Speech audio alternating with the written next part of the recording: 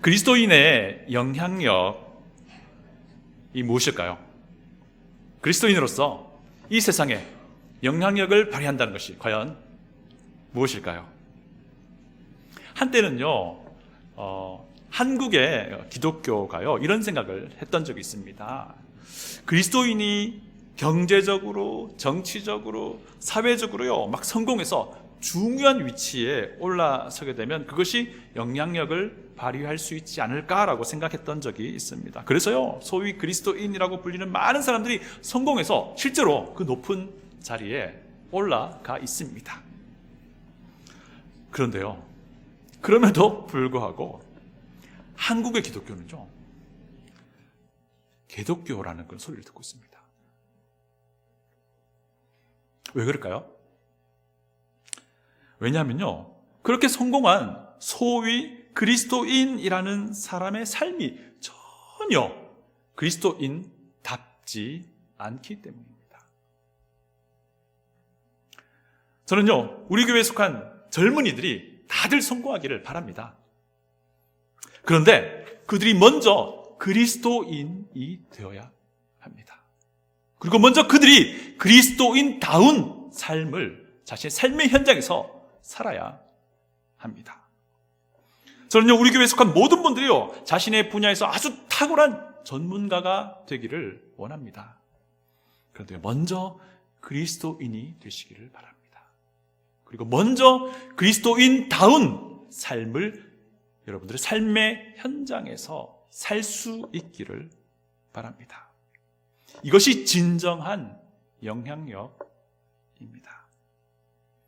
그리스도인 각자가 자신이 처한 처소에서 그리스도인다운 삶을 살아가는 것, 그것이 진정한 영향력을 미치는 것입니다. 오늘 본문은요, 그리스도인다운 삶을 빛의 자녀다운 삶이라고 말씀하십니다. 빛의 자녀처럼 사는 것, 그것에 대해서 우리가 좀 살펴보기를 원합니다. 에베소서 1장부터 3장에 걸쳐서요, 구원에 대해서 그리고 교회에 대해서 교리를 설명하고 있습니다. 그리고 4장부터 6장은 보니까요, 그 교리에 걸맞게 살아가는 것이 무엇인지를 계속해서 우리에게 가르쳐 주고 있습니다. 허물과 죄로 죽었던 우리가 그리스도, 우리 주님 예수님 안에서 구원 얻었습니다. 그리고 우리 예수님의 몸이라고 하는 이 교회 안에서 각자 지체, 멤버, 회원이 되었다라고 우리에게 말씀해 주셨습니다. 그래서 그에 합당하게 살아야 한다라고 지금 계속해서 몇 주간에 걸쳐서 계속 우리에게 말씀하고 있습니다. 4장 1절도요, 가만히 보면요, 그러므로라는 접속사로 시작합니다. 그리고 그 내용이요, 예수님의 몸인 교회에서 각자의 회원은 하나가 되어야 한다라고 우리에게 말씀해 주고 계시면서 하나가 되기 위해서 우리에게 필요한 것이 무엇인지를 설명해 주었던 거 우리가 기억을 합니다. 4장 17절도요, 그러므로라고 시작합니다. 그리고 새 사람을 입은 자처럼 살아야 한다. 그 새 사람은 그리스도의 옷을 입은 자처럼 살아야 한다라고 말씀하셨던 것 기억합니다. 4장 25절도요, 그런즉 이란 접속사로 시작합니다. 그러면서 마귀에게 틈을 주지 말라라고 말씀을 하셨습니다. 그리고 5장 1절도요, 그러므로라고 시작해서요, 하나님을 본받는 자가 되어야 한다라고 말씀하셨던 것 우리가 기억을 하고 있습니다. 오늘 본문 역시 그러므로라고 시작합니다. 그리고 메시지는 이것입니다. 어둠의 자녀처럼 살지 말고 빛의 자녀처럼 살라라고 명령을 하고 있다는 것입니다. 어떻게 보면 계속 같은 메시지예요. 같은 메시지가 계속 반복되고 있습니다. 7절과 8절을 같이 보겠습니다. 7절과 8절입니다. 그러므로 그들과 함께하는 자가 되지 말라. 너희가 전에는 어둠이더니 이제는 주 안에서 빛이라. 빛의 자녀들처럼 행하라. 자, 그들과 함께 하는 자가 되지 말라고 말씀하십니다. 그리고 그들은 어둠에 속한 자들이라고 오늘 본 말씀이 비유를 하고 있습니다. 그들은 누굴까요? 자, 그들은요, 하나님의 나라에서 기업을 얻을 것이 없는 자들입니다. 에베소서 5장 5절 지난주 말씀 제가 읽어드립니다. 너희도 정녕 이것을 알거니와 음행하는 자나 더러운 자나 탐하는 자 곧 우상 숭배자는 다 그리스도와 하나님의 나라에서 기업을 얻지 못하리라. 또 그들은 누구입니까? 하나님의 진노와 하나님의 심판이 퍼부어져야 할 대상이라고 말씀하십니다.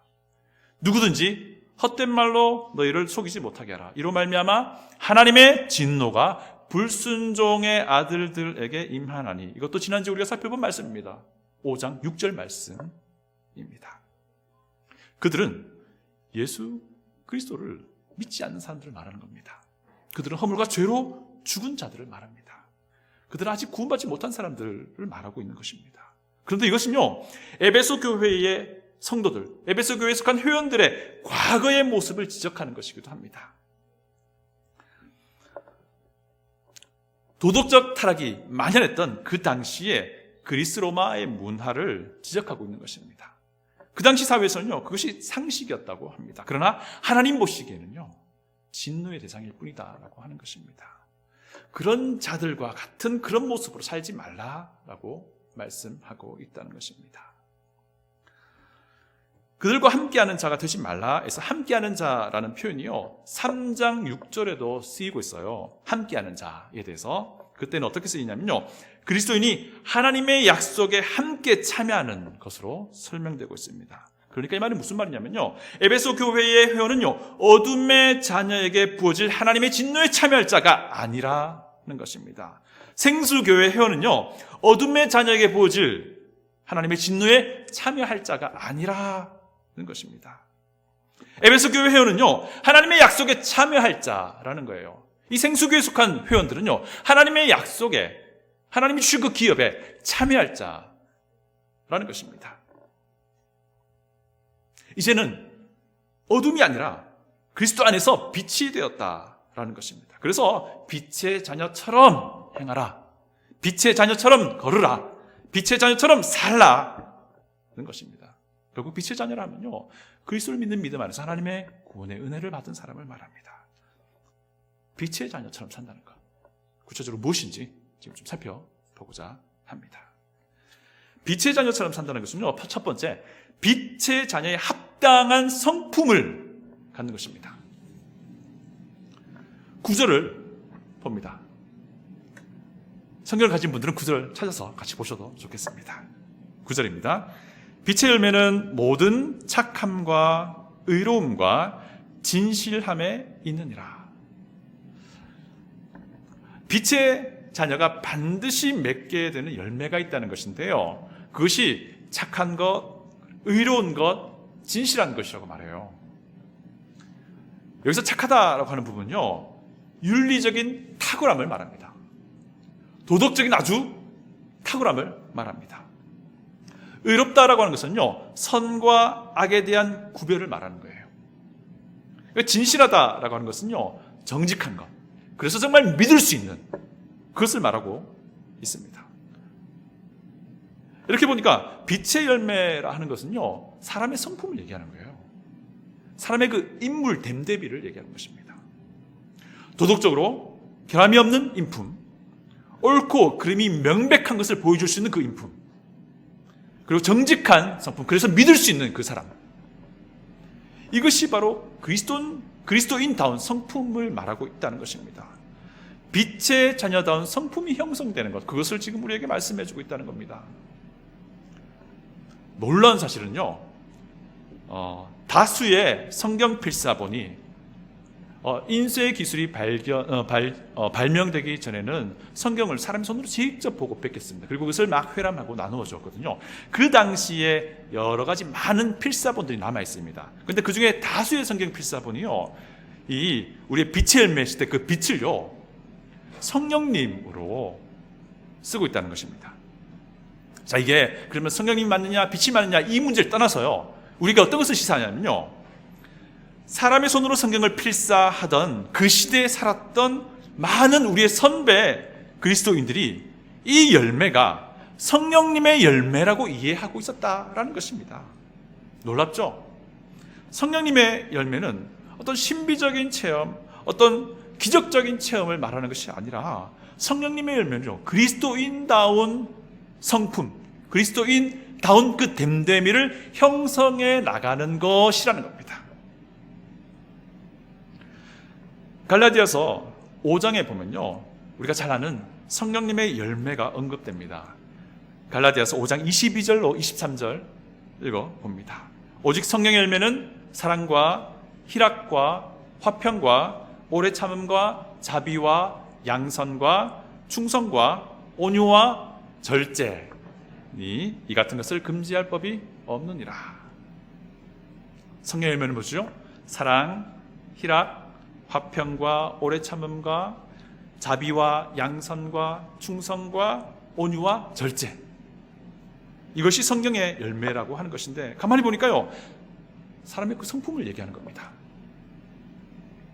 사람의 품성을 설명하는 단어들이에요. 그리스도인, 빛의 자녀, 성령님으로 거듭난 사, 성령님이 그 안에 거하는 구원받은 사람은요, 어떤 사람이다라고 하는 것을 말해주고 있다는 것입니다. 성령님의 열매가 나타난 사람, 성령님이 거하시기 때문에 변화되어 가는 성품을 가진 사람이라는 것입니다. 그래서요, 우리 안에 성령님이 거하신다면요, 사랑을 베풀고요, 무슨 상황에서든 기쁨이 넘치고요, 어떤 상황에서든지 평안을 잃지 않습니다. 그리고 오래 참을 줄 압니다. 그리고 관대합니다. 그리고 아주 친절합니다. 그리고 너무나도 정직해서 신뢰할 수 있는 사람이 됩니다. 그리고 온유합니다. 그리고 스스로를 절제할 줄 아는 그런 사람으로 점점점 빚어져 나간다라고 하는 것이 바로 빛의 열매이자 성령님의 열매를 맺어가는 사람이라는 것입니다. 오늘 본문 9절로 돌아옵니다. 여기서 말하는 착하고 의롭고 진실한 것과 같은 그 성품을 가지게 되는 것이 바로 빛의 자녀처럼 살아가는 것이라는 겁니다.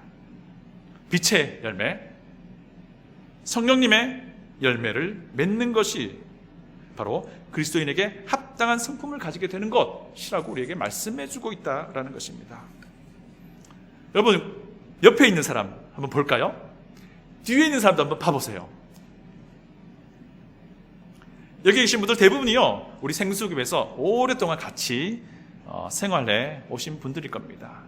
자, 그렇다면 그 사람에게서 빛의 자녀다운 성품이 보이나요? 그 사람에게서 그리스도인다운 인품이 보이나요? 보여야 합니다.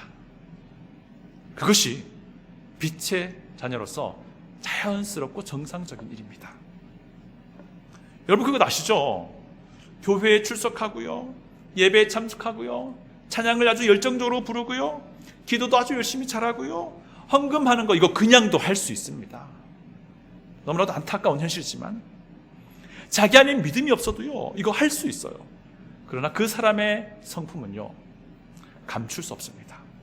그 인품은 감출 수 없어요. 그 사람의 됨됨이는요, 다른 것으로 포장할 수 없습니다. 다 드러나게 되어 있습니다. 우리 자신이 감출 수 없는 우리의 성품이 변화되는 것이 바로 빛의 열매를 맺는 빛의 자녀라는 것입니다. 저는 이것을 크리스천 캐릭터라고 말하고 싶습니다. 이 크리스천 캐릭터가 형성되어 가는 것이 바로 성령님이 내 안에 거하신다는 증거라는 것입니다. 그래서요, 어느 누구라도 그리스도인에게서 그리스도인다운 성품을 볼 수 있어야 한다는 것입니다. 그리스도인이라 하면요, 매일매일 빛의 열매를 맺어가는 사람이기 때문입니다. 빛의 자녀는 매일매일 성령님의 열매를 맺어가는 사람입니다. 여러분 처음으로 예수님을 구주로 믿었을 때와 비교했을 때 지금 얼마나 다른 사람이 되고 있습니까? 여러분 처음으로 신앙생활을 한다라고 생각했던 그때와 지금 얼마나 그리스도인다운 인품이, 성품이 빚어지고 있습니까? 변화되어야 합니다. 변화되어서요, 정말 윤리적인 탁월함을 우리가 실천해야 합니다. 변화되어서요, 선과 악을 명백하게 구분해낼 줄 아는 그런 생활을 우리가 살아야 합니다. 변화되어서 정말 정직한 사람이 되어야 합니다. 그래서 정말 이 사람은 믿을 수 있는 사람이다라는 평가를 우리가 얻을 수 있어야 한다는 것입니다.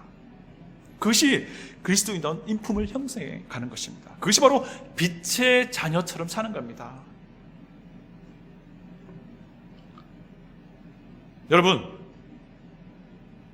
빛의 자녀다운 성품이 지금 형성되고 있습니까?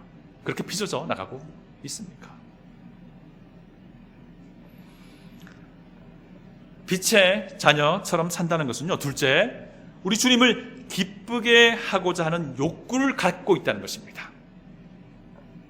10절을 읽습니다. 주를 기쁘시게 할 것이 무엇인가 시험하여 보라. 이 말은요, 주님을 기쁘시게 하는 것이 무엇인지를 너의 삶에서 보여주라 라고 하는 것입니다. 시험하여 보라 라는 단어가요, 로마서 12장에서도 사용되는데요, 제가 로마서 12장 2절을 읽어 드립니다. 너희는 이 세대를 본받지 말고 오직 마음을 새롭게 함으로 변화를 받아 하나님의 선하시고 기뻐하시고 온전하신 뜻이 무엇인지 분별하도록 하라. 여기서 분별하도록 하라 라는 말이 에베소서 5장 10절에서 시험하여 보라 라는 말과 같은 단어입니다. 에베소서에서와 마찬가지로요, 로마서도 교리를 설명하고 그 다음에 그에 맞는 실행이 무엇인지 설명합니다. 1장부터 11장까지가 믿음으로 얻는 구원에 대한 교리를 설명하고요, 12장부터 16장까지가 그 교리에 합당한 삶이 무엇인지를 설명합니다. 오늘 로마서 12장은요, 처음 시작 부분이 바로 믿음으로 구원받은 자, 믿음으로 하나님께 의롭다 하심을 받은 자에게 어울리는 삶이 무엇인지를 설명하는 첫 번째 부분입니다. 그래서요, 분별하도록 하라 라고 하는 것은요, 변화받은 너희들이 하나님의 뜻을 너희들의 삶으로 보이라 라는 거예요. 하나님의 뜻을 삶으로 보여주는 것이 하나님의 뜻이 무엇인지 분별하는 것이다 라는 것이에요. 다시 우리 에베소서 5장 10절로 돌아옵니다. 그리스도, 우리 주님을 기쁘게 할 것이 무엇인지를 시험한다, 분별한다 라고 하는 것은요, 우리 주님을 기쁘게 하는 것이 무엇인지 삶으로 한번 보여보라 라고 하는 겁니다. 우리 주님을 기쁘게 하는 삶을 한번 살아보라 라고 우리에게 도전하고 있는 거예요. 왜 이런 명령을 하는 것일까요? 그것은 바로요, 그리스도인에게는요, 이전에는 없던 새로운 욕구가 있다는 것을 전제하기 때문입니다. 그것은 바로 우리 주님을 기쁘시게 해드리고자 하는 그 욕구, 그 마음이 생겼다라고 하는 것입니다. 빛의 자녀에게는요, 빛이신 그리스도, 우리 주님을 기쁘게 해드리고자 하는 그런 마음이 너무나도 자연스럽게 생겨버린 사람이라는 것입니다. 여러분 배우자를 한번 생각해 보세요. 내 남편을 기쁘게 해주고자 하는 그런 마음 있죠? 왜 그럴까요? 내 남편이 나를 사랑하기 때문에 그래요. 내 아내를 기쁘게 해주고 싶은 그런 마음 있잖아요. 성우 그래요, 안 그래요? 그렇죠? 네. 저게 정상인 거예요. 왜냐하면 내 아내가 나를 사랑하기 때문에. 이게 정상이어야 되는데. 그렇죠? 네. 마찬가지입니다.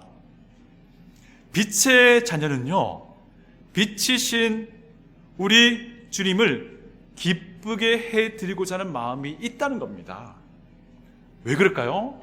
우리 주님에게서 너무나도 큰 사랑을 받았기 때문입니다.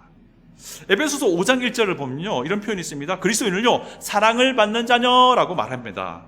우리는요, 우리 주님께로부터 십자가를 통해서 너무나도 큰 사랑을 받은 사람입니다. 그리고 그 큰 사랑으로 인해서 하루하루를 살아가는 사람들입니다. 그래서 빛의 자녀가 된 것이죠. 그래서요, 빛의 자녀인 우리에게는 우리 주님을 기쁘게 해드리고자 하는 마음이 있다는 것입니다. 주님을 기쁘게 해드리고자 하는 그 욕구가 있다면요, 주님의 말씀에 순종하게 되는 것이에요. 주님을 기쁘게 해드리고자 하는 그 마음이 있다면요, 성경의 가르침에 순종하게 되는 것입니다. 성경이 무엇을 가르치고 있는지 배우고자 하게 되는 것 당연하다는 것입니다. 주님을 기쁘게 해드리고자 하는 마음이 있다면요, 빛의 자녀로서 합당한 그런 성품을 맺어가는 그 삶을 살게 된다라는 것입니다. 주님을 기쁘게 해드리고자 하는 그 마음이 우리에게 있다면요, 성령님의 열매를 자연스럽게 맺어 나갈 수 있게 된다라는 거예요. 매일매일 빛의 자녀다운 그런 인품으로 변화되어 가는 것을 스스로가 볼 수 있게 된다는 것입니다. 매일매일요. 여러분 안에는 우리 주님 예수님을 기쁘게 해드리고자 하는 그 마음이 정말 있으십니까?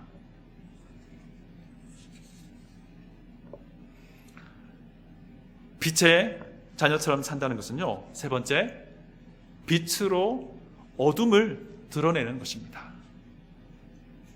이 말은요, 우리가 빛의 자녀로서 주님을 기쁘게 해드리고자 하는 마음으로 살아갈 때에, 우리가 빛의 자녀로서 그에 합당한 성품을 형성해 나가며 살아갈 때에 우리의 그 빛된 삶이 어둠을 드러내어서 책망하게 된다라는 것입니다.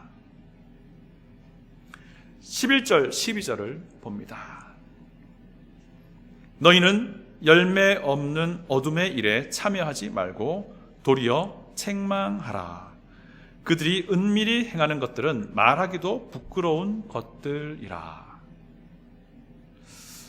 어둠의 일에 참여하지 말아라. 오히려 어둠의 일을 책망해라 라는 명령인데요, 왜냐하면 12절 말씀하는 것처럼요, 은밀히 행하는 것, 그것은 어둠의 자녀로서 행하는 것은 입에 담기에도 부끄럽다라고 말씀하십니다. 이 표현 우리가 잘 기억할 수 있을 겁니다. 에베소서 5장 3절의 표현입니다. 음행과 온갖 더러운 것과 탐욕은 너희 중에서 그 이름조차도 부르지 말라. 그 이름조차도 부르지 말라. 말하기도 부끄러운 것들이라고 말하고 있습니다. 11절에서요, 책망하라 라고 번역된 이 그리스어 단어는요, 빛을 비추어 드러낸다라는 뜻입니다. 그래서 11절 이런 의미가 됩니다. 열매 없는 어둠의 일에 동참하지 말 것은 물론이거니와 오히려 빛의 자녀처럼 살라. 오히려 빛의 열매를 맺으라. 오히려 그리스도를 기쁘게 해드리고자 하는 그 욕구를 가지고 그에 합당하게 살아라. 오히려 그리스도인다운 인품을 맺으며 그렇게 변화되며 살아라. 우리가 빛의 자녀에 합당하게 살게 되면 우리의 그 삶이 주변의 어두움을 비추게 되고 그것을 드러내 보이게 된다는 것입니다. 그리스도인이 빛의 자녀처럼 살아가게 되면 그 삶 자체가 주위의 어둠을 비추고 그 어두운 것들을 드러내고, 우리가 말로 꾸짖지 않아도요, 우리의 삶이 그 어둠을 드러내어 꾸짖게 된다, 책망하게 된다라는 것입니다. 정말 고차원적인 그런 하나님의 기대라는 것입니다. 13절 봅니다. 그러나 책망을 받는 모든 것은 빛으로 말미암아 드러나나니 드러나는 것마다 빛이니라. 자, 13절에서도 책망을 받는 이라는 단어가 나옵니다. 11절에 책망하라와 같은 단어입니다. 그리고요, 빛으로 말미암아 드러나나니 드러나는 것마다, 드러나나니 드러나는 것마다, 이 단어는요, 책망하다 다른 단어와는 좀 다른 단어인데 사실 의미는 같습니다. 뭐냐면 눈에 보이게 된다라는 것입니다. 빛의 자녀의 빛된 삶으로 드러난 것들은 사실 빛에 의해 보이게 된 것이다 라고 하는 것이죠. 그렇게 드러나게 된 것이 결국 빛이다 라고 하는 말인데요, 이 말이 좀 헷갈립니다. 그렇게 드러나게 된 것이 빛이다 라고 하는 거 있잖아요. 드러나는 것마다 빛이니라. 이 부분이 무슨 말이냐면요, 그 어둠의 행위를 하는 이가 빛이 비춰지고 그로 인해서 책망받고 그가 하나님의 자녀로 거듭날 수도 있다라는 의미도 가지고요, 또 다른 의미는요, 그렇게 드러나도록 하게 하는 그것이 바로 빛이다라고 하는 것을 강조하는 의미로도 사용됩니다. 자, 그러면서요, 14절 보니까요, 그 빛의 원천, 그러니까 그 빛을 비추는, 그리고 그것을 어둠을 드러나게 하는 그분이 누구신지를 우리에게 설명합니다. 14절 제가 읽어드립니다. 그러므로 이르시기를 잠자는 자여 깨어서 죽은 자들 가운데서 일어나라. 그리스도께서 너에게 비추이시리라 하셨느니라. 그리스도께서 사실 빛의 자녀에게 빛을 비추시고요, 그리고 성도의 빛의 자녀의 그 빛의 자녀다운 삶이 그리스도의 빛을 반사해서 주변의 어둠을 비춘다는 것입니다. 그래서 어둠의 행위를 책망하게 된다라는 것입니다. 그리스도가 없는 빛의 자녀의 삶은 우리가 상상할 수 없다는 것입니다. 그래서 14절 상반절에 이렇게 말하는 겁니다. 잠자는 자여 깨어서 죽은 자들 가운데서 일어나라. 잠자는 자여 깨어서 죽은 자들 가운데서 일어나라 라고 말씀합니다. 이 부분은요, 초대교회에서 침례식을 행할 때에 주로 사용하던 문구였다라고 많은 학자들이 이야기를 합니다. 침례식은요, 성령님으로 받는 침례를 잘 보여주는 내용입니다. 영적인 침례를 잘 보여주는 그림이잖아요. 이 내용은 사실 이사야서의 여러 구조들과 유사하기도 하는데 결국 이것입니다. 우리도 침례를 베풀 때 이렇게 말하잖아요. 그리스도와 함께 죽고 그리스도와 함께 살아났습니다. 이렇게 말하는 경우가 있잖아요. 침례를 집행하는 분이요. 네, 이와 똑같은 것입니다. 그리고 내용상 우리가 잘 아는 로마서 6장 3, 4절과 너무나도 유사합니다. 제가 읽어드립니다. 무릇 그리스도 예수와 합하여 침례를 받은 우리는 그의 죽으심과 합하여 침례를 받은 줄을 알지 못하느냐. 그러므로 우리가 그의 죽으심과 합하여 침례를 받음으로 그와 함께 장사되었나니 이는 아버지의 영광으로 말미암아 그리스도를 죽은 자 가운데서 살리심과 같이 우리로 또한 새 생명 가운데 행하게 하려 함이라. 이게 로마서 6장 3, 4절 말씀입니다. 자, 그리스도와 하나가 되어서 같이 죽고 같이 부활했다라는 이 로마서 구절이요, 우리의 구원을 기억하게 하는 것입니다. 이처럼 에베소 교회의 회원들이요, 에베소서 5장 14절 잠자는 자여 깨어서 죽은 자들 가운데서 일어나라 라고 하는 이 구절을 읽을 때에 그리스도와 하나가 되어서 죽고 하나가 되어서 부활한 것을 생각하게 된다는 것입니다. 결국 그리스도 안에서 얻은 하나님의 그 놀라운 구원의 은혜를 생각하게 된다라는 것이에요. 자, 결국 이것입니다. 자, 빛의 원천이신 그리스도와 하나가 된 우리 성도가요, 빛의 자녀처럼 살 때에 우리의 삶을 통해서 그리스도께서 빛을 비춘 그것이 비춰진다는 겁니다. 반사된다는 것입니다. 그리스도께서 우리의 삶을 통해서 주위의 어둠을 향해 빛을 비추고요, 그 어둠을 드러내고, 그렇게 어둠이 드러나니까 그 어둠이 자연스럽게 책망받게 된다는 것입니다. 이것이 그리스도와 연합한, 그리스도와 함께 죽고 그리스도와 함께 살아난 빛의 자녀의 삶이라는 겁니다. 여러분, 그래서요, 그리스도인으로 산다는 거 대충 살 수 있는 거 아닙니다. 그리스도인의 삶이란 건 매 순간 소중한 인생이라는 겁니다. 그리스도인의 삶이란 것이요, 매일매일 빛의 자녀다운 성품으로 빚어대고 변화되는 인생이라는 겁니다. 그리스도의 삶이라고 하는 것이요, 우리 주님 예수님을 기쁘시게 해드리고자 하는 그 마음과 그 마음에 따른 행위의 변화가 계속 이어지는 그런 인생이라는 겁니다. 우리 하나님은요, 그리스도인에게서 정말 높은 수준을 기대하고 계세요. 그러니까 우리가 대충 살 수 있는 것이 아니라는 거예요. 하나님은요, 자신의 그 거룩을 우리의 삶에서 기대하고 있다는 겁니다. 이것이 믿음으로 구원받은 빛의 자녀의 삶의 모습입니다. 이런 인생이 될 때에 세상을 향한 선한 영향력을 우리가 미치게 되는 것입니다. 저는요, 우리 젊은이들이 정말 잘 됐으면 좋겠어요. 그런데 먼저 그리스도인이 되어야 합니다. 그리고 그리스도인다운, 빛의 자녀다운 하나님의 성품이 형성되어야 합니다. 저는 우리 교회에 속한 모든 이들이요, 자신이 처한 곳에서 정말 탁월한 전문가가 되기를 원합니다. 자신의 직장에서, 사업장에서, 가정에서, 또 자신의 일상 생활 속에서 정말 탁월한 자가 되기를 원합니다. 그러나 빛의 자녀가 먼저 되어야 하고요, 빛의 자녀다운 삶을 살아낼 수 있어야 합니다. 빛의 자녀처럼 살지 않으면서 혹시나 탁월한 위치에 올라선다 생각해 보세요. 그거 정말 비참한 겁니다. 왜냐? 그것은요, 그리스도의 빛을 비추는 것이 아니라 자기 빛을 비추는 거기 때문에 그래요. 그래서 세상이 교회를 향해서 욕하는 겁니다. 여러분의 삶의 현장에서 빛의 자녀처럼 살 때에 우리는 우리 주님, 우리 예수 그리스도의 영향력을 전해줄 수 있는 것입니다. 우리가 반드시 기억하길 원합니다. 끝으로 본문 14절을 읽으며 설교를 마치고자 합니다. 그러므로 이르시기를 잠자는 자여 깨어서 죽은 자들 가운데서 일어나라. 그리스도께서 너에게 비추이시리라. 다시 기도하겠습니다.